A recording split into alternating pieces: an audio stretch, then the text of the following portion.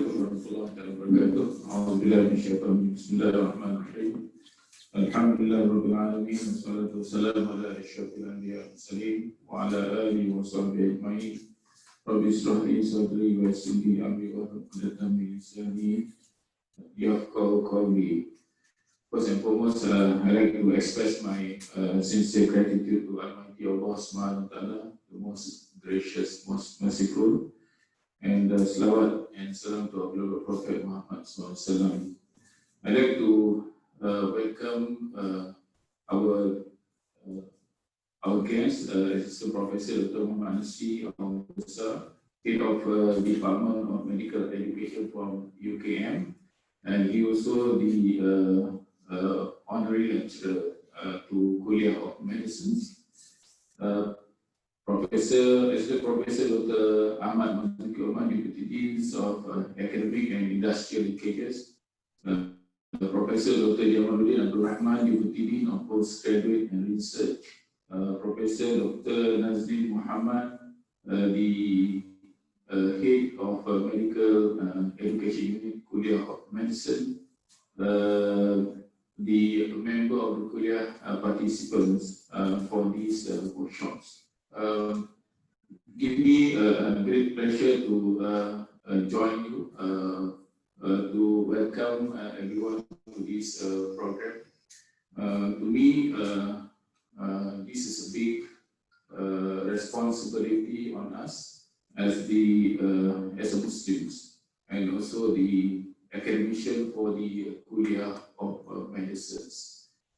We have a big responsibility and trust put on our shoulder to educate and train the undergraduate and postgraduate students to become Muslim doctors, if they are Muslims, or if they are non-Muslim, they are good doctors.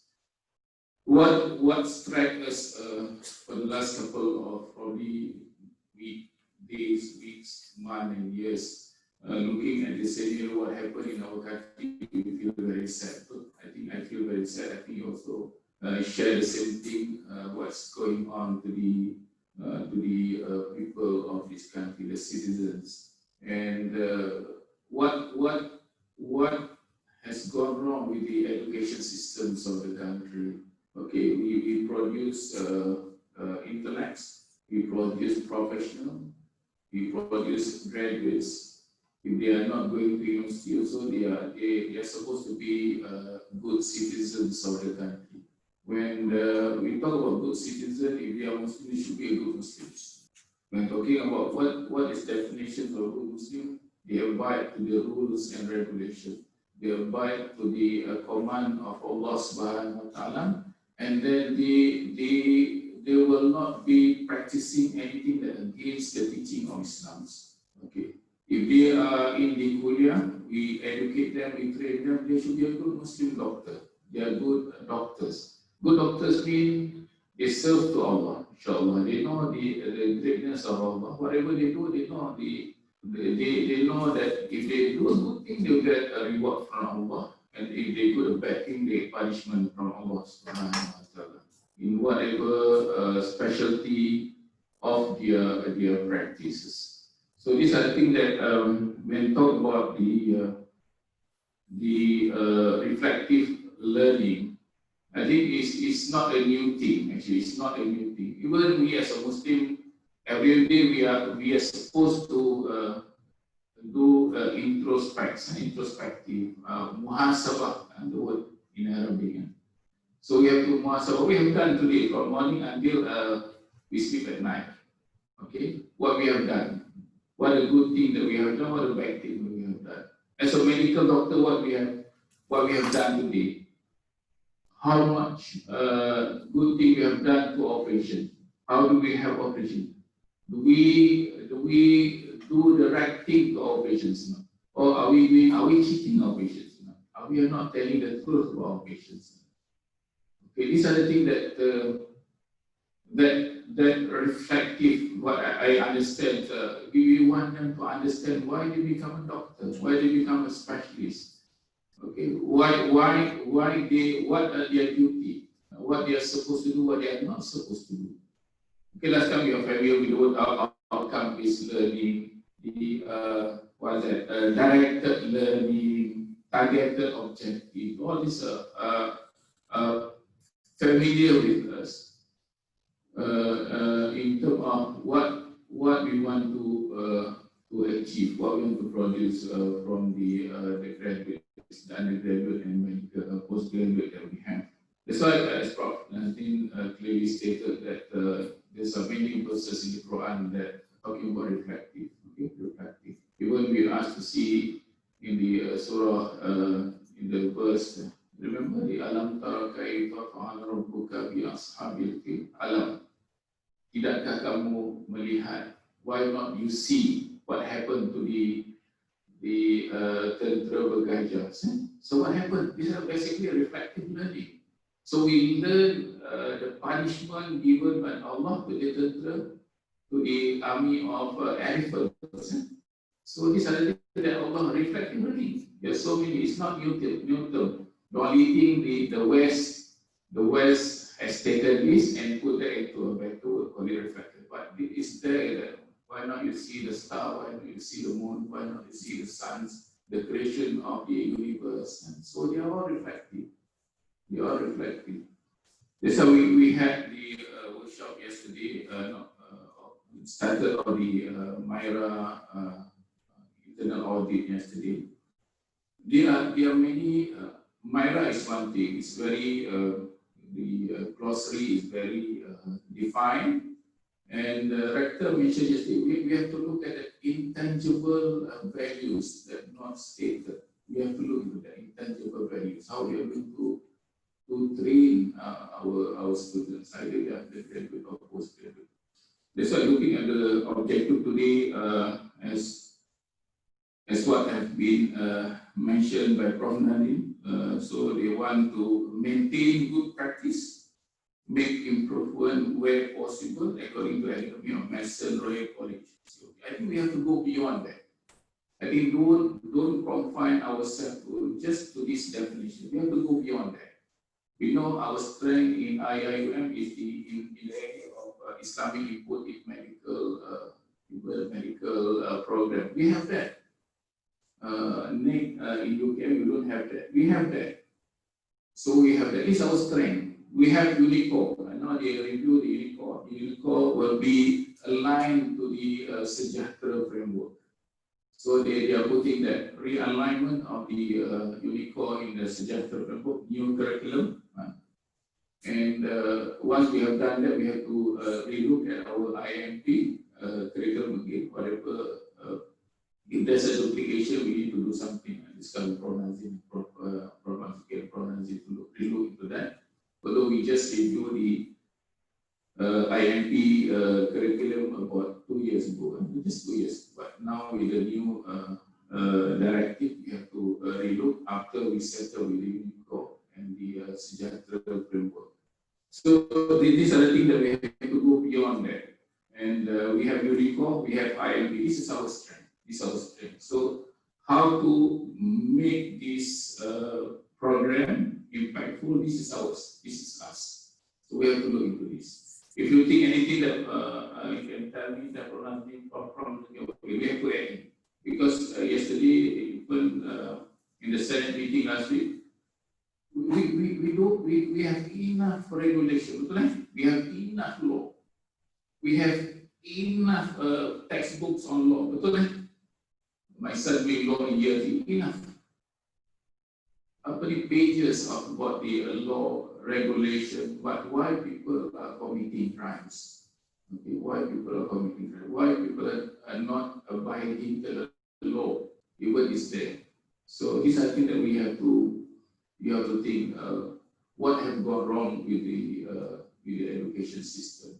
Why people are so bold and in the daylight committing crimes, even the law is there. So these are things, even in the medical professions.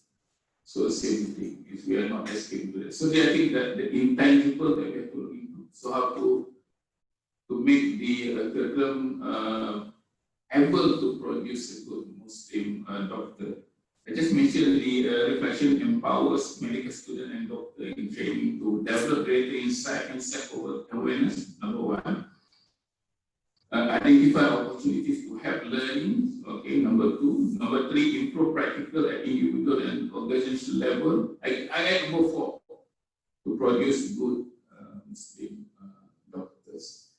I think with that, I'd like to thank the organizing committee, Prof Azmi, Prof Jamal, Prof Nazin, and our committee for this excellent workshop. I hope we get a good outcome from this workshop. I know it's not easy to align what we are going to do today with the Sejahtera framework. Is what the UC is practicing now. Assalamualaikum warahmatullahi wabarakatuh.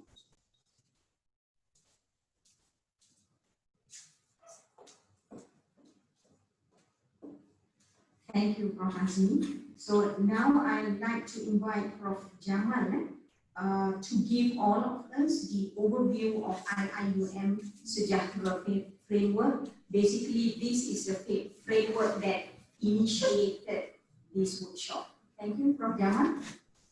Assalamualaikum warahmatullahi wabarakatuh. Thank you, Prof Nazin. I hope everyone can hear me. Okay.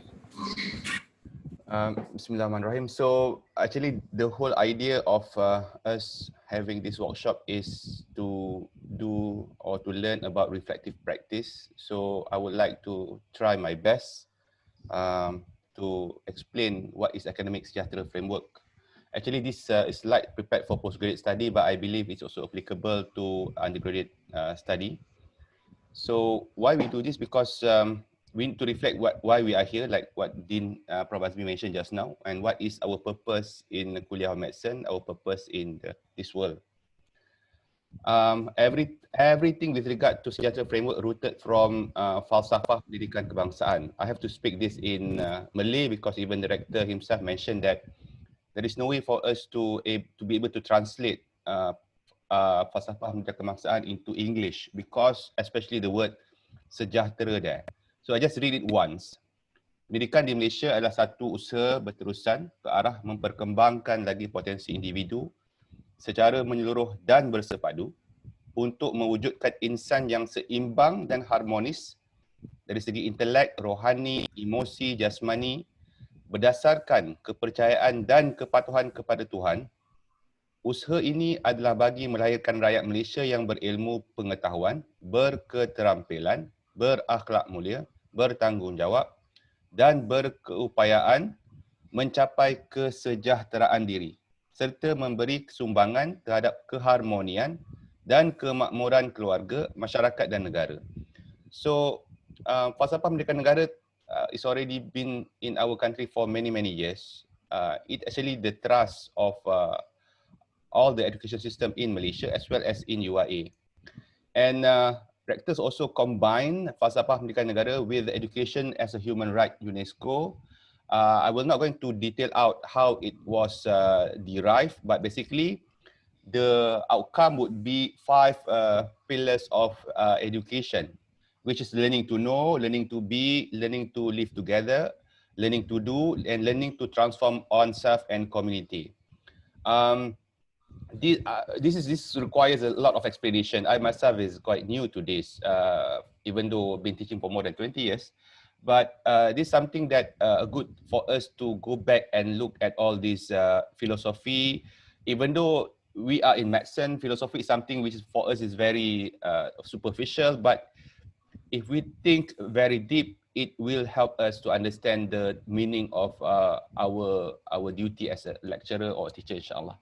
And obviously in UAE, we as a Muslim, we know about Maqasid Syariah, and the 5 objectives of it is protection of deen, protection of life, protection of lineage, protection of intellect, and protection of property. And together with this, actually, more than 30 years ago, UAE has been developed to fulfill these 7 missions. It's very small for us to see, but it's something that we have to reflect. Rector recently came over and mentioned that somehow we summarize the missions of UAE into triple ICE, which is not appropriate in the sense that it somehow it hides so many important elements of our missions.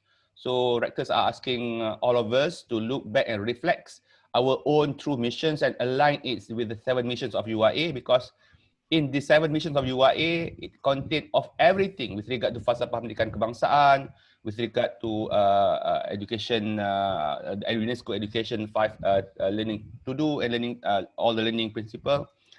So this is what is Sejahtera framework is. So it's very busy, but it covers everything that you have seen previously. On top is the Maqasid Syariah, and then come down here is the mission of the URA, and then is the 5 pillars of education, and together with that is our environment. And what we are doing actually, these are the 4 things that we are doing. First, every student in URA, they have to enroll into university required courses. There are so many things here, and it has been revised. That this is why we want the students of any URA student to have. So this is something important for our student, undergraduate and postgraduate. And then we have our core program. And for medicine, we have our MBBS program. Those are our core program. For postgraduate, on top of our core, we also have Kulliyyah required courses. For example, like research methodology, example like IMP, all those things. And then this is more related to maybe non-medical. For us, I don't think we really have elective courses. And then co-curricular activities. Also in medicine, somehow these two is not really being, we may not have time to cover this thing. But why all this framework for? This framework for together with the ecosystem, with the teacher, this is Murabi is the teacher, the environment, including Mahala there, and then all the facilities and the support system to do what? To produce the balanced graduate, we call it. And the balanced graduate, according to URA, attributed by two elements. One is what we call Khalifah. Khair. Khair is a short form for Khalifah, Amanah, Iqra, and Rahmatan lil Alamin. I hope you know this from Leading the Way, from our song.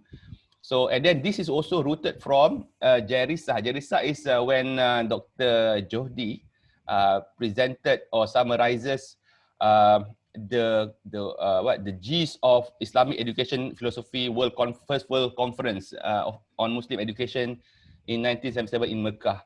Jerisa means jasmani, emosi, rohani, intellect, sosialisasi, alam, and hamba Allah. This is Malay, sorry. However, the URA finally summarized the expected outcome of our graduate is to be only 4 things. 1, they should be professional, they should be knowledgeable, they should be spiritually and ethical, and then it should be universal. So these are the 4 elements that university asks us whether our students, undergraduate or postgraduate, have when they graduated from our university. So as a teacher, we should somehow reflect whether we have successfully fulfilled our duty as teacher or not to produce such graduates. And we had a discussion among some of us. We reflect on our curriculum and we look at what we have been doing. So we decided that one of the important, so this is the detail of it. So this is what we're reflecting, and then we decided that there are 3 factors that attribute to what is the current situation now. So we divided this into 3 elements. One is a student factor, teacher factor, and environmental factor. Student factor, when we study about in URA, whether it is undergraduate, but obviously when we did this is for the postgraduate, but I believe it could be the same. Our student coming from different mixed background. The background can be coming from the family, the uprising, and then from the school that they went, and whether they are Muslim or non, and whether even if they are Muslim, whether they are religious or not. And we talk about postgraduate study, especially the clinical students spend more than 50% of their learning outside URA. So how can we give this whatever framework that we have to this student that don't really study in URA? And for postgraduate especially, they already have a different commitment. They have family. So how can they learn and become a good graduate? At the same time, they have to balance between the learning and living life as a family. And second domain is the teacher factor. Again, we as a lecturer have a mixed background as well. Some of us, they are also non-Muslim among us. They are also religious among us. They are not so religious. And some of us don't really have not confident in delivering even Islamic medical practice syllabus. We are not confident. We don't have that. So how can we, the university, the Kulliyyah, assist lecturers, assist us to get all these things? And we, as teacher, is the inspiration for the students. So those are, I think, very difficult question to answer. And we have been discussing about this. How can we help that all of us somehow become a better teacher? All right. And we also have the environment. The environment, one of the important elements is that the label Islamic in our university, International Islamic University. So somehow this can give a certain pressure to us, but this is actually a good thing because it somehow contains us in this environment that force us, at least the environment to act nicer a bit. And in COM, we already implementing IMP in our curriculum. I believe Dr. Prof Azmi can elaborate further. But how effective is our IMP? How serious we are when we implement IMP?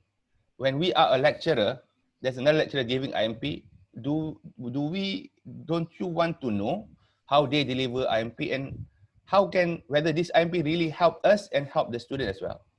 So for that, we believe that we would like to propose a few things. One, we start with the teacher. For the teacher, for us, we should lead the way.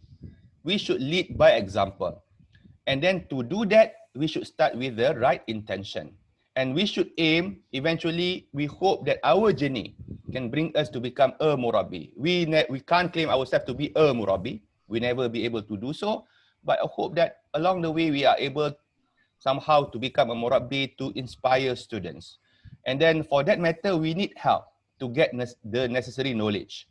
We need to do the work of da'wah. We need to really look after the student.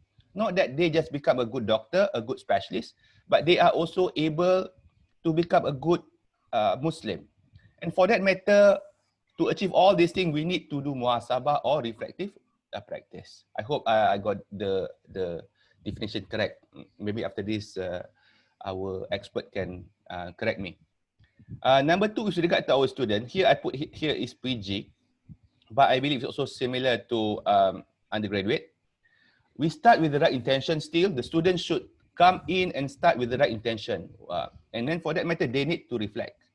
And the student must have a desire or zeal to be a better person when they join in. And then they need to get necessary knowledge. And they need to be inspired. They need the inspiration. They need their teacher. So that's again, give us the pressure. And for the environment just now, IMP I mentioned just now, is actually our strength and as well as our opportunity. Why is it? It is our strength because we have that in the curriculum. Why is it? It is opportunity because we have so many things to do and to improve our IMP. So those are one of the other areas we are going to look at. We are hoping that everybody can jump onto the board and then together, inshallah, together we learn, together we'll help ourselves and together we help our students. What we have to do is to need to strengthen the syllabus, and for that matter, we decided that reflective practice is one of the important elements, whether for the teacher as well as for the student. That's why we have this workshop today. In fact, I would end my presentation just by giving a lesson from the best teacher of all time, which is our Prophet Sallallahu Alaihi Wasallam. What the Prophet said, what Prophet make dua after he was chased and stoned at Taif. He said, "To you, my Lord, I complain of my weakness, lack of support, and the humiliation I am made to receive. Most compassionate and merciful, you are the Lord of the weak, and you are my Lord. To whom do you leave me? To a distant person who received me with hostility, or to an enemy you have given power over me?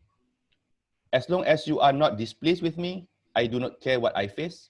I would, however, be much happier with your mercy. I seek refuge in the light of your face by which all darkness is dispelled, and both this life and the life to come are put in their right course against incurring your wrath, or being the subject of your anger. To you I submit. Until I earn your pleasure, everything is powerless without your support. The greatest teacher of all, when being stoned, when being chased out of Taif, how he reflect himself. He started by saying that his weakness, but nevertheless, what is his intention? To get what? Allah's please, Allah's mercy. So those are the things I believe should also have inside us as a teacher. So this is one of the good reflection should practice by our Prophet Sallallahu Alaihi Wasallam. For that matter, I hope I have conveyed the topic very well. I apologize because I have to give this online. With that, I thank you. I leave it to the committee. Thank you. Assalamualaikum.